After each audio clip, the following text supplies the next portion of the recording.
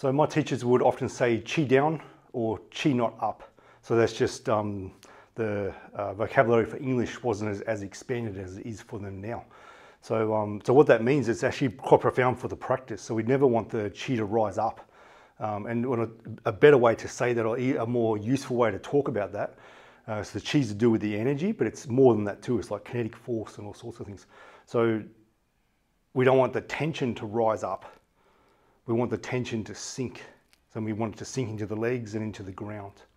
And a big way of noticing if your chi's risen is that you find the breathing's not smooth anymore and the diaphragm grips. It just tightens and it can't sort of let go. Shoulders rise, body gets stiffer. Movement looks more mechanical and not flowing and natural. So I'll show, for example, so a movement in Chen Tai Chi, this one here, so 6 ceiling, 4 closing. So I've got a low position here. So my legs are strong from training. If they weren't strong, I'd sink down and my body would start to go.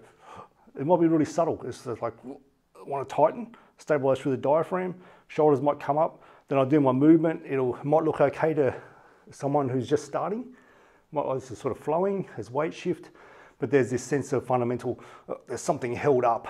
So I can't actually fully relax down through the structure. And when you look at someone, when you've got a certain level of skill with internal training, when you look at someone, whether it's through video or they're next to you, you can feel, is their body tight? It's just you have lots of practice. It's like it's mirrored neurology, that's what it's called.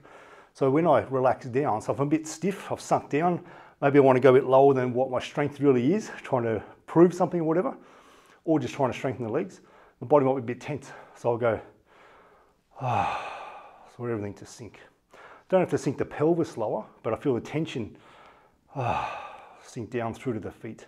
Then when I move here now, there's a fluidity. So I'm not here.